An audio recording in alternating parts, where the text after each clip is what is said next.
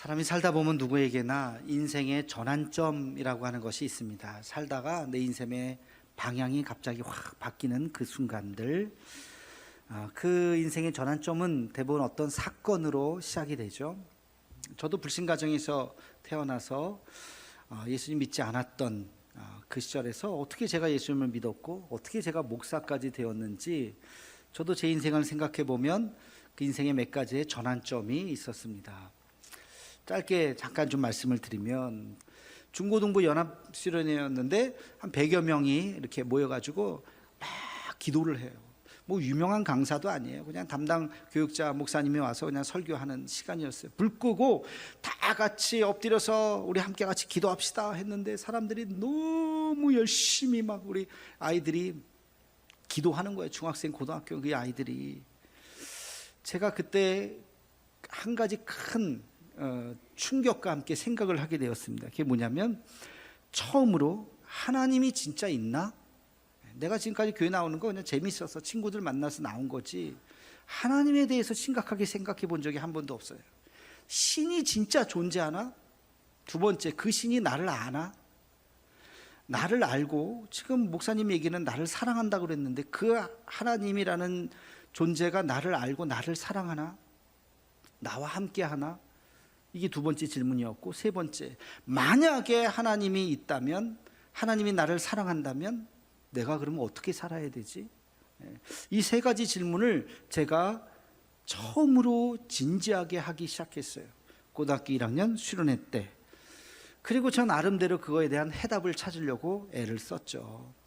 여차 해서 그해 겨울쯤 제 마음속에 하나님이 계시다고 하는 것을 확신하게 됐어요.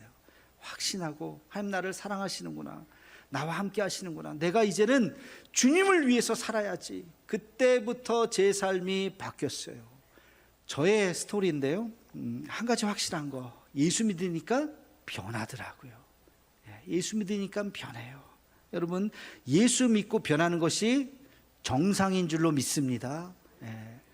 예수 믿었는데 변하지 않았다, 제대로 안 믿은 거예요. 예수님 제대로 믿으면 변하게 돼 있어요. 어떻게 안 변해요? 예수님을 믿었는데 어떻게 안 변해요? 제 삶이 완전히 변했어요. 오늘 완벽하게 변한 한 사람에 대해서 이야기하려고 그래요.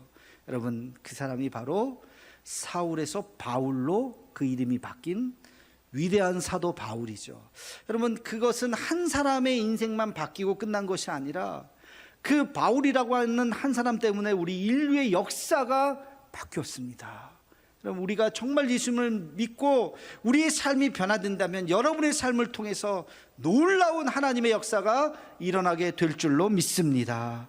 오늘 이 이야기를 들으면서 내가 과연 예수 믿고 얼마나 변화됐는지, 내 삶의 그 변화는 무엇인지, 내가 주님을 만난 그 사건은 무엇인지 깊이 고민해보는 이 시간이 되기를 주의 이름으로 축원합니다. 자, 오늘의 주인공 사울 이야기를 해보려고 그래요. 바울의 원래 이름은 사울이었다고 그랬어요. 그는 유대인이었습니다. 베냐민 지파에서 태어난 정통 유대파 바리새인. 바리새인이라고 하는 것은 아주 율법을 철저히 연구했었던 경건한 가정이라는 거예요. 근데 그가 태어난 곳은 유대 땅이 아니라, 가나안 땅이 아니라 이방 지역, 길리기아 다소라고 하는 이방 지역에서 태어났어요. 이 다소는 지금으로 치면 대학 도시입니다. 학문이 굉장히 발달한 도시예요. 그러다 보니까 헬라 철학을 공부하게 되고, 헬라 철학에 아주 깊이 있는 학문의 깊이를 갖게 되었어요. 그가 예루살렘에 유학을 하게 되었는데, 거기에서 그는 가말리알의 제자로 공부를 하게 되었습니다. 그 당시 예루살렘에는 두 개의 아주 중요한 학파가 있었어요. 가말리엘 학파와 힐렐 학파. 가말리엘 학파는 새로운 시대, 새로운 문물, 헬라 문화를 우리가 재해석해서 받아들여야 된다라고 하는 조금은 진보적인 입장을 취한 그런 입장이었고, 힐렐 학파는 그렇지 않고 우리는 유대 율법을 제대로 이해해야 된다, 그리고 다른 문화를 받아들여서는 안 된다, 굉장히 보수적인 입장이 바로 힐렐 학파였어요. 이 두 가지 학파가 함께 공존하고 있었습니다. 후대 학자들 이야기는 바울이 바로 이 가말리엘 학파에서 공부를 했었기 때문에 헬라 철학을 받아들여서 예수님의 복음을 헬라식으로 재해석해서 성경도 쓰고 그것을 헬라인들에게 복음을 전하는데 아주 능통할 수 있었고, 그것이 결국엔 유대의 울타리를 벗어나서 기독교 복음이 이방 민족에게 퍼질 수 있는 큰 역할을 했다고 평가를 합니다. 저는 그 평가가 틀리지 않다고 생각해요. 그래서 이 바울은 정통 유대인이었지만, 율법을 잘하는 사람이었지만, 그러나 동시에 헬라 철학도 공부하고 있었던 사람이다. 이런 바울이 볼 때 갑자기 불쑥 튀어나온 예수라고 하는 사람, 그리고 그를 추종하는 자들은 이단의 무리였어요. 왜? 자칭 메시아라고 하죠. 율법을 무너뜨리죠. 심지어는 성전 제도로 무너뜨립니다. 그들을 어떻게 그냥 놔둘 수 있겠습니까? 그러니까 스데반이 그런 설교를 하니까 귀에 거슬려서 스데반을 죽이게 되고, 더 나아가서 제가 싹 기독교당들을 다 소탕을 하겠습니다. 그들이 지금 다메섹에 모여 있다고 하는데 공문을 주십시오. 내가 공문을 봐서 다 기소를 하고 다 감옥에 보내고 싹 다 머리를 그냥 모가지를 다 그래서 대제사장으로부터 공문을 받아서 다메섹으로 가고 있는 그날 놀라운 사건이 일어났죠. 그날 엄청난 사건이 일어나게 됩니다. 우리 함께 같이 본문 3절에서 5절 말씀을 함께 같이 읽겠습니다. 시작. 사울이 길을 가다가 다메섹에 가까이 이르더니 호련히 하늘로부터 빛이 그를 둘러 비추는지라. 땅에 엎드려져 들음에 소리가 있어 이르시되 사울아 사울아 내가 어찌하여 나를 박해하느냐 하시거늘 대답하되 주여 누구시니까 이르시되 나는 내가 박해하는 예수라. 아멘. 호련히 하늘로부터 빛이 오고 그에게 음성이 들리기 시작했습니다. 사울아 사울아 내가 왜 나를 박해하느냐.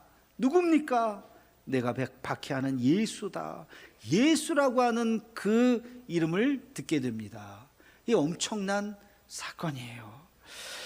여러분, 이 바울이 이날의 이 충격, 그 이후에 그가 변화되지 않습니까? 이거를 가는 데마다 간증을 합니다. 사도행전 22장에 보면 천부장 앞에서 이 이야기를 해요. 자기가 경험했던 이 이야기를. 또 사도행전 26장에 가면 그 헤롯 아그리파 1세 그 왕 앞에서 이것을 이야기하면서 또 복음을 전합니다. 전도까지 합니다. 자기가 왜 이렇게 됐는지 그날의 그 변화, 그날의 그 사건을 이야기하면서 내가 여기까지 이렇게 왔습니다. 가는 데마다. 성경이 이렇게 두 번만 기록되어 있지 아마도 바울은 가는 곳곳마다 자기 스토리, 이 다메섹 도상에서 변화되었던 이 이야기를 가는 데마다 아마 했을 거예요.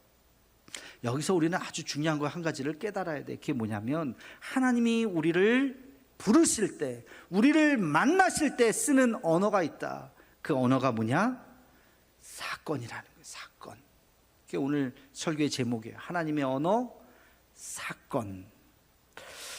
판넨베르크라고 하는 아주 유명한 성서신학자가 있습니다. 그가 뭐 여러 가지 이야기를 했는데 그 중에 아주 중요한, 우리가 귀담아 들어야 하는 통찰이 하나 있어요. 그게 뭐냐면 하나님은 우리에게 말씀을 하시는데 어떻게 말씀하시느냐? 역사를 통해서 말씀하신다. 하나님은 우리를 역사를 통해서 말씀하신다. 그렇게 이야기해요. 그가 쓴 책이 한 권 있는데 계시로서의 역사라는 책이 있어요. 계시로서의 역사. 여기에서 아주 유명한 말을 합니다. 여러분 요한복음 1장 1절에 보면 이런 말씀이 있죠. 태초에 말씀이 계시니라. 이렇게 시작하죠. 판넨베르크는 이거를 뭐라고 이야기하냐면 태초에 사건이 계시니라. 말씀을 사건이라고 이야기합니다. 하나님은 말씀하셨지만 그 말씀이 우리에게는 사건으로 다가오는 거예요. 그 사건이 우리의 역사가 된다는 거예요.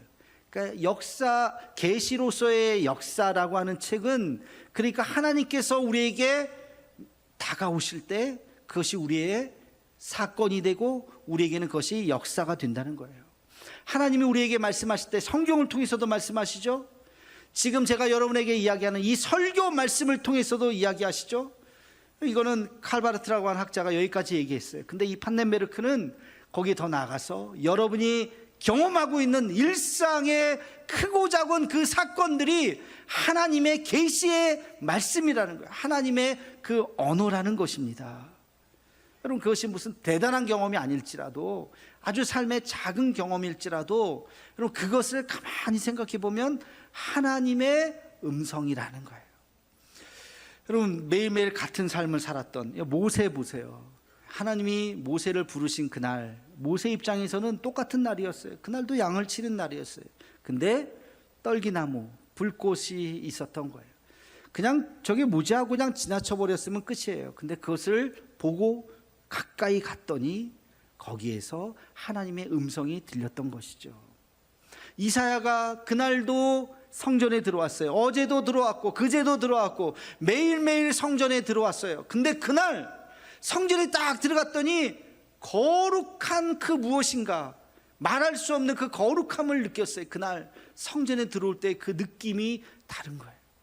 거룩 거룩 거룩하다 만군의 여호와여, 그 영광이 온 땅에 충만하도다. 하나님의 음성을 들으면서 드디어 이사야서 6장에 나오는 그 말씀처럼 하나님이 이사야를 선지자로 부르시는 그 장면이 거기서 펼쳐지게 되는 것입니다.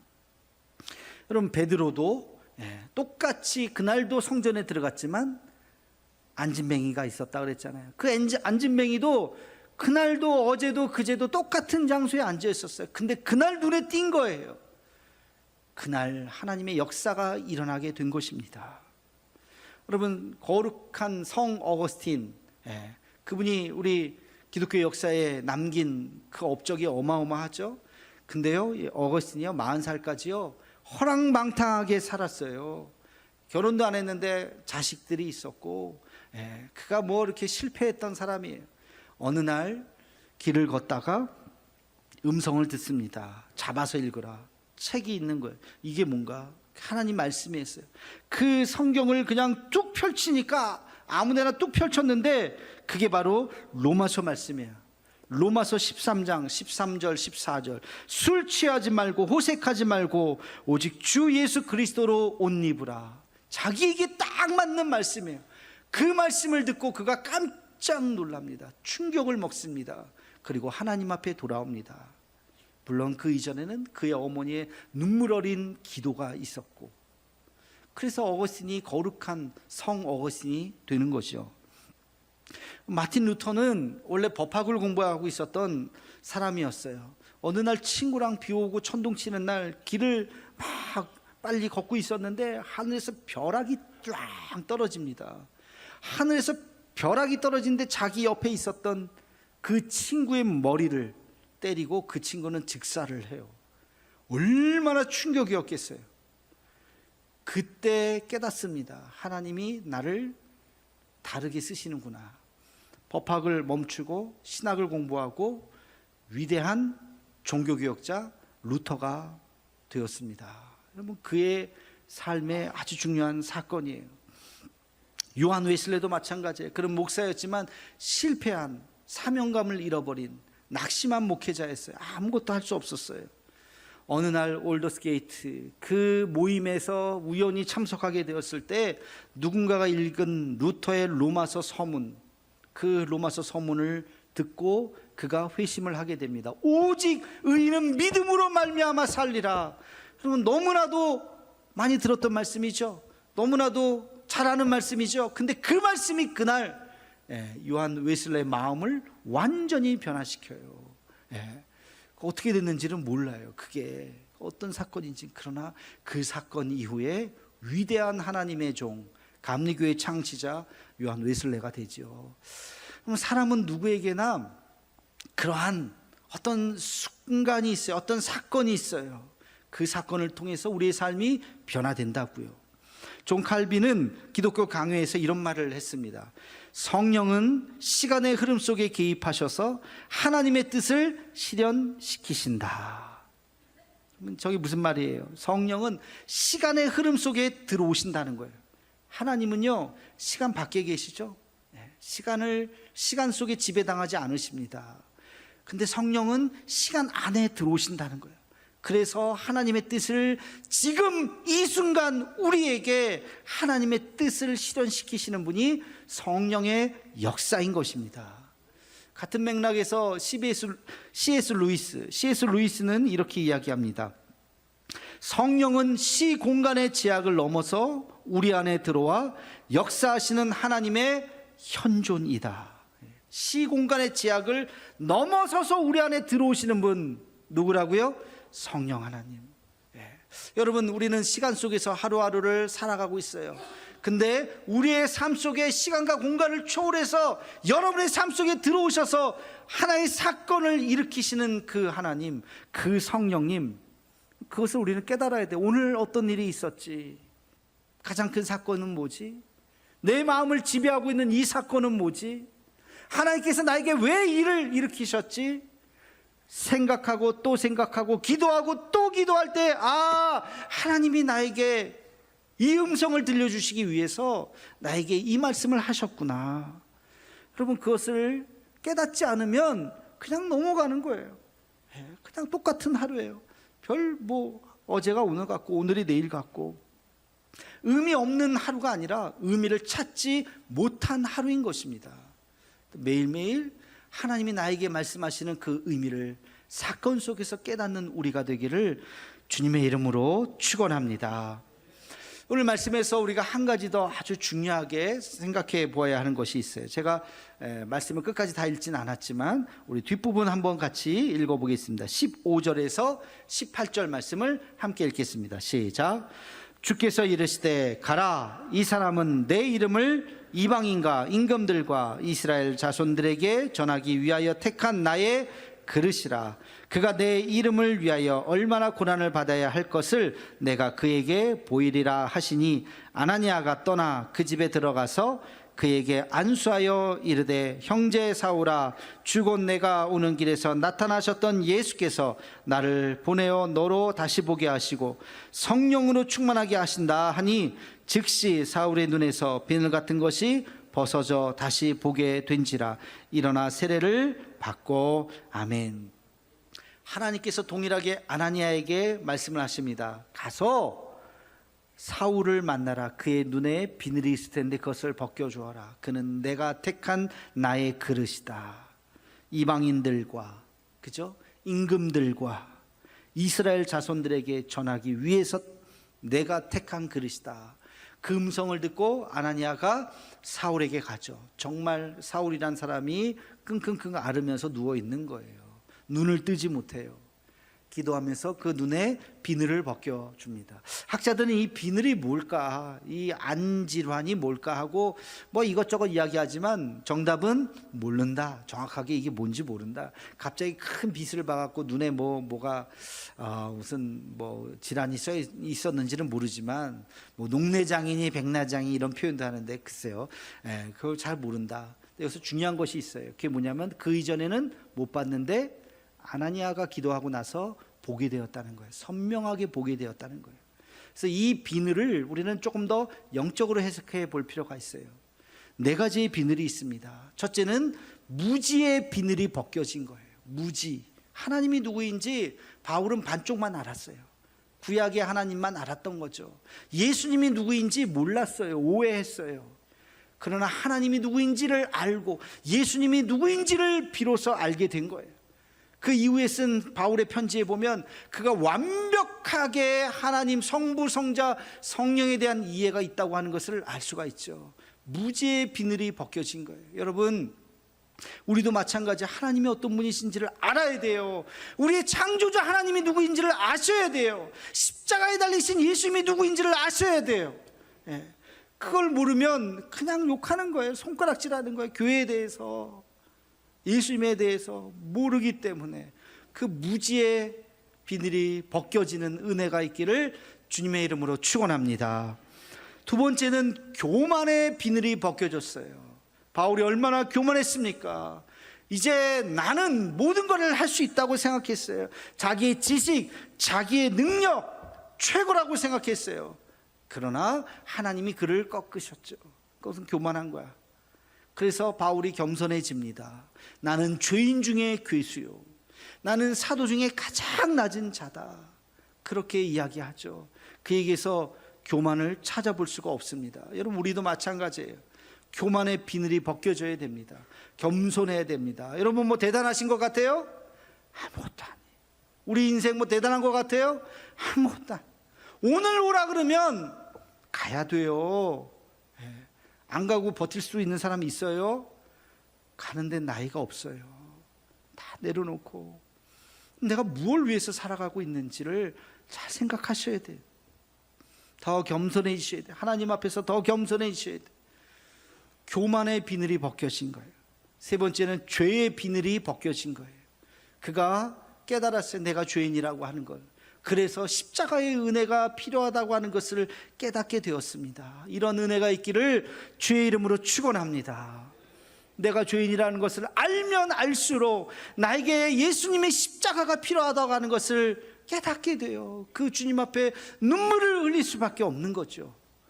그 은혜가 있어야 합니다. 네 번째는 세속의 비늘이 벗겨지게 된 거예요.